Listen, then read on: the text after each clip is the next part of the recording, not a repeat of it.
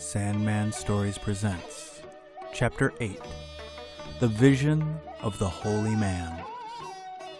Background story. Yi Chi-ham, also known as Master Dojong. A story is told of him that on the day after his wedding, he went out with his topo, or ceremonial coat on, but came back later without it. On inquiry being made, it was found that he had torn it into pieces to serve as bandages for a sick child that he had met with on his walk. Once on a time, he had an impression that his father-in-law's home was shortly to be overtaken by a great disaster. He therefore took his wife and disappeared from the place. In the year following, for some political offense, the home was indeed wiped out and the family wholly destroyed. Dojong was not only a prophet, but also a magician, as was shown by his handling of a boat. When he took to the sea, the waters lay quiet before him, and all his path was peace.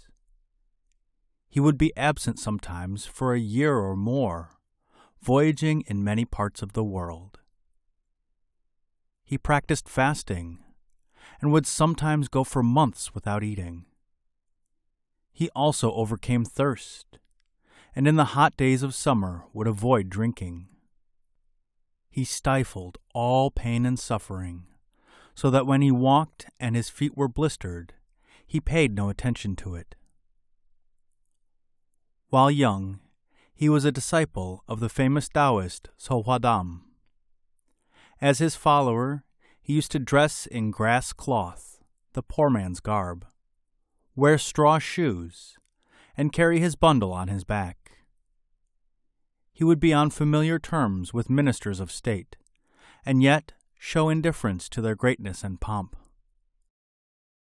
He was acquainted with the various magic practices, so that in boating he used to hang out gourd cups at each corner of the boat, and thus equipped he went many times to and from Quelpart, and never met a wind.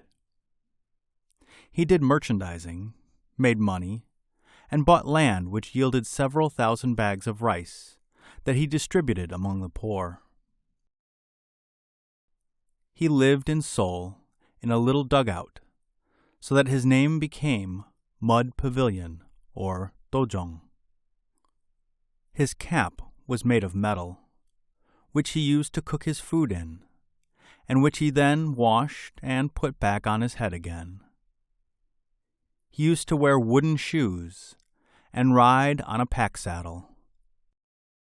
He built a house for the poor in Asan County when he was magistrate there, gathered in all the needy, and had them turn to and work at whatever they had any skill in, so that they lived and flourished.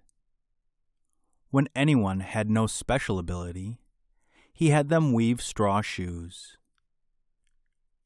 He urged them on till they could make as many as 10 pairs a day.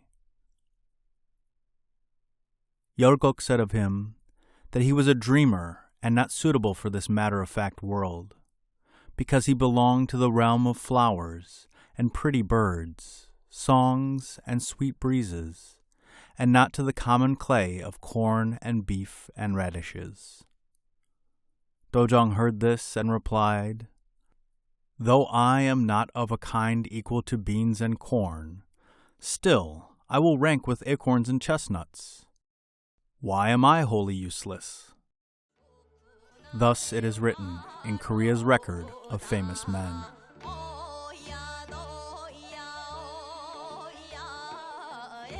Now, for the story.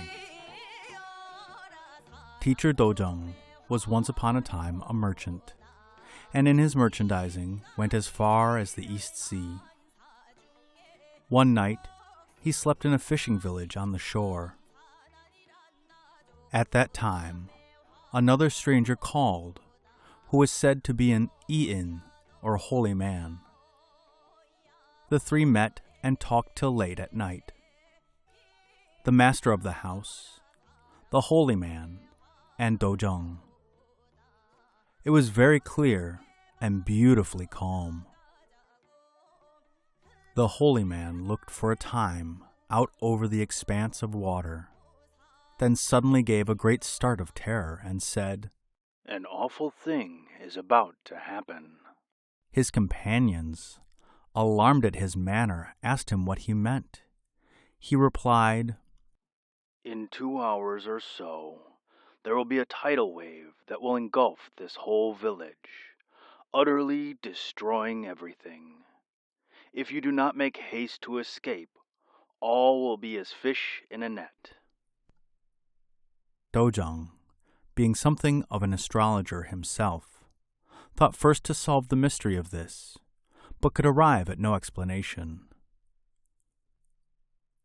The owner of the house would not believe it, and refused to prepare for escape.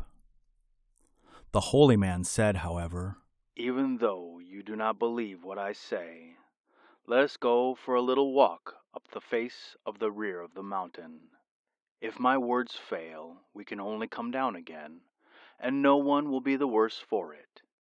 If you still do not wish to trust me, leave your goods and furniture just as they are, and let the people come away." Dojong was greatly interested, though he could not understand it.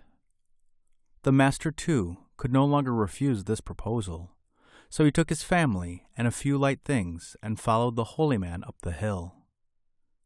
He had them ascend to the very top. "In order to escape," said he.